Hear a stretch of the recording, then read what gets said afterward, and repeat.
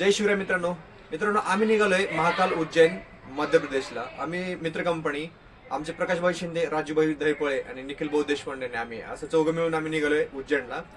आमची ट्रेन आहे आज पहाटे 5:10 Indore expressway Indore express train आहे आणि आत्ता वाजलेत 10-10:30।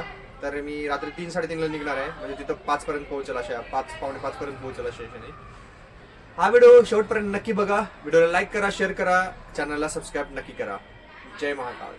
रात्रीचे 3:30 वाजलेत आणि मी ओला बुक केली होती, ओला आले रिसिव्ह केली आणि आम्ही आता निघालोय पुणे स्टेशनला।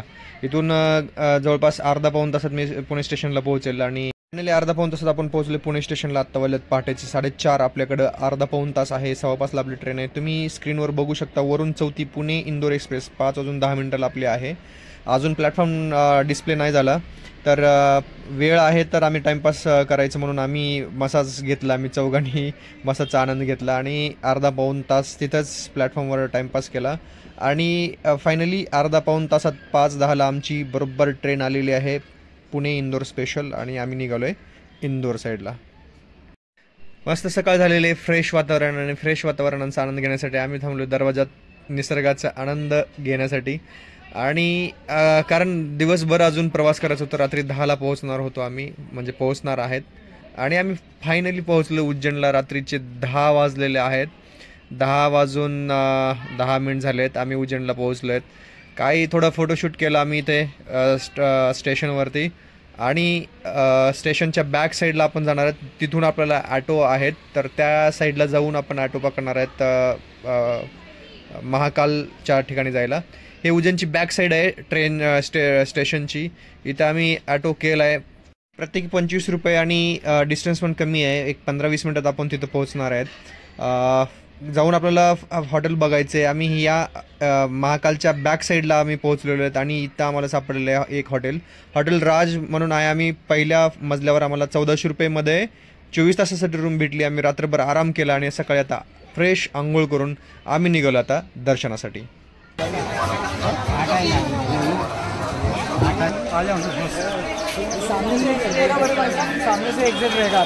महाकालचा गंध लावायचं म्हणून आम्ही चौघेही इथे थांबलो आणि मस्तपैकी महाकाल ओम या आम्ही अशा चौघांनीही गंध लावला। हे आहेत आमचे राजूभाई दहीफळे, हे आहेत आमचे प्रकाशभाई शिंदे आणि आमचे थर्ड कार्यकर्ते आहेत हे निखिल भाऊ देशपांडे।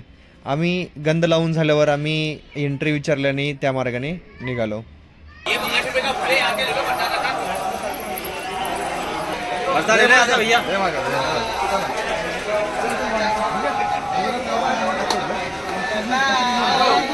आम्ही पोहोचलेलो आहे मंदिराच्या आवारामध्ये। हे आहे मंदिराचे बॅक साईड आणि इथे आम्ही प्रसाद म्हणून लाडू घेण्यासाठी थांबलो। 250 ग्राम 100 रुपये अशा आम्ही 4 पॅक घेतले आणि प्रत्येकी 4 पॅक घेऊन आम्ही निघालो मंदिराच्या साईडला। आम्हाला जाता जाता सांगण्यात आलं की मध्ये गर्दी तर आहेच, पण मोबाईलसुद्धा मध्ये अलाउड नाही आहे, त्याच्यामुळे आम्ही आता पुढे जाऊन मोबाईल सबमिट करून आम्ही जाणार आहे मंदिरामध्ये।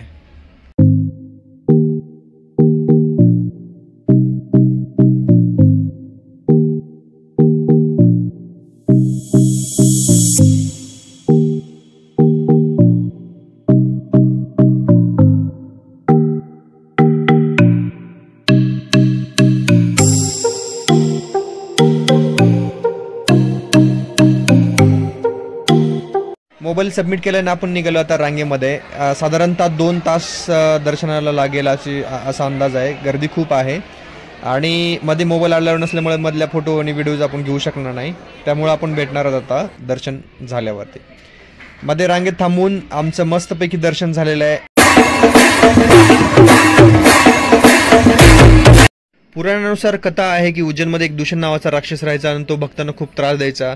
तर त्रासाला कंट्रोल एका शिखर नावाच्या भक्ताने भगवान शिवांची प्रार्थना चालू केली, भक्ती चालू केली आणि त्या भक्तीमुळे भगवान शिवशंकर महाकाल रूपात येथे प्रकट झाले आणि त्या राक्षसाचा वध केला आणि त्यानंतर भगवान शिव हे महाकालेश्वर या ज्योतिर्लिंग म्हणून येथे स्थायिक झाले।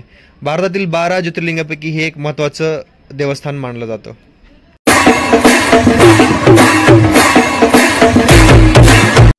मंदिराकडे बघून काय वाटतं की सुबक आणि नक्षीदार स्तंभ आहेत, मंदिराच्या आतून सजावट आहे, नक्षीदार कामे आहेत. पण तुम्ही जर पाठीमागे इतिहासात गेलात तर 1690 साली मुघलांचा सम्राट औरंगजेब यांनी मंदिरावर हल्ला चढवला होता आणि मंदिर उद्ध्वस्त केलं होतं. पण मराठा आणि होळकरांच्या साम्राज्यामध्ये 1734 साली इंदोरच्या माता अहिल्यादेवी होळकर यांनी मंदिराची पुनर्बांधणी केली, म्हणून आज हे वैभव टिकून आहे. आज आपण हे वैभव पाहू शकतो. ह्या मंदिराचं वैशिष्ट्य असं आहे की इथे पहाटे चितेच्या भस्माने महाकालाचा अभिषेक केला जातो, त्याच्यामुळे पहाटेची भस्मारती इथं प्रसिद्ध आहे.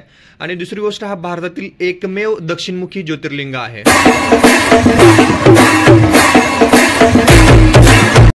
आपलं इथलं दर्शन झालेलं आहे आणि मंदिर परिसरात खूप साऱ्या गोष्टी आहेत, देवदेवतांच्या कलाकृती आहेत, सजावटी आहेत, ते आपण पाहणार आहे संध्याकाळी.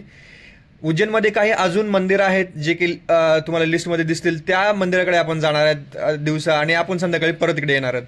आम्हाला लागली होती भूक, त्याच्यामुळे थोडा नाश्ता झाला आणि मग शंभूला आम्ही 500 रुपये डेचं ठरवून आम्ही त्याला घेऊन गेलो.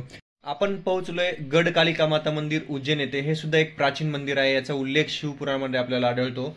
आणि हे मंदिर माता कालिकेचं प्रमुख शक्तिपीठ आणि तंत्र साधनेसाठी एक विशेष स्थान मानलं जातं.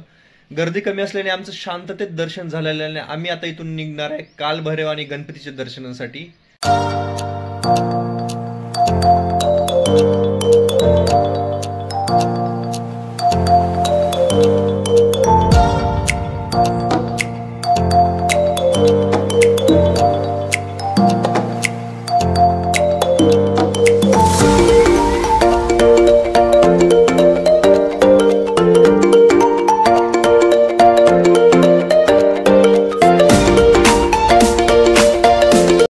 आपण पोहोचले श्री कालभैरव मंदिर परिसरामध्ये. इथल्या मंदिराचं वैशिष्ट्य असं आहे की देवाला इथं मद्याचा नैवेद्य दिला जातो, म्हणजे दारूचा प्रसाद दिला जातो. आणि हे भारतातील एकमेव मंदिर आहे जिथे भगवान शंकराच्या रूपाला मद्याचा नैवेद्य दिला जातो. म्हणून आपण दारूचा प्रसाद घेतला आहे. आणि असे मानले जाते की भगवान शिवाच्या आज्ञेने कालभैरव हे उज्जैनचे रक्षणकर्ते झाले आणि म्हणून उज्जैन नगरीचे ते संरक्षण देवता मानले जातात.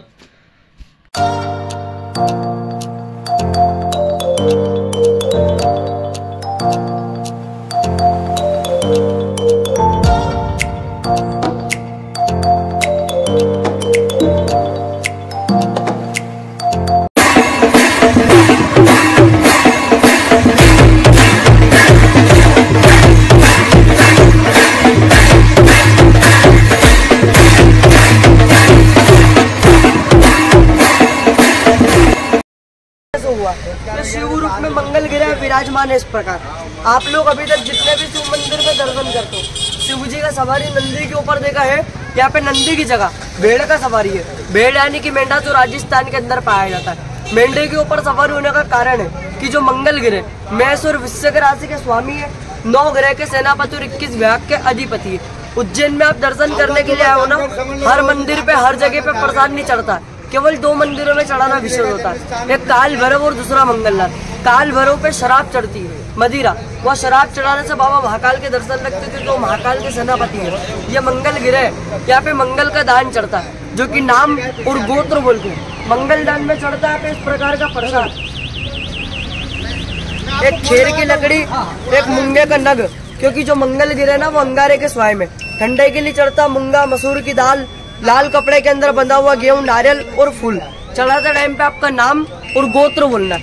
नाम बोलने से आपका दान लगेगा, गोत्र बोलोगे तो परिवार का लगेगा. इसमें से मंगल यंत्र, मंगल की माला, फोटो, प्रसाद और एक धागा, 5 चीजें पंडित जी वापस घर के लिए देते. मंगल की जो माला है परिवार में कोई चिड़चिड़ापन करता, गुस्सेलापन करता, शादी में रुकावट आती, नौकरी पढ़ाई कामकाज में रुकावट आती ना, उनको पहना सकते हो. ये परिवार का दान आता, पूरा श्रृंगार पूरा कुटुंब का 150 का 150 रुपये, जो कि आपका नाम और जो भी गोत्र है वो बोल के मंदिर के अंदर दान कर देना, पैसे लौट के देना रिटर्न में. ये लो.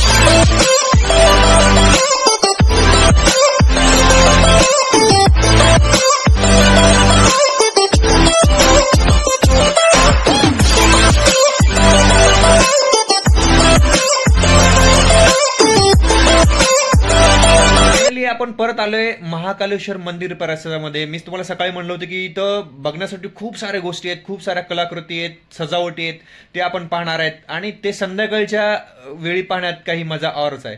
चला तर मग करूया त्याची सैर.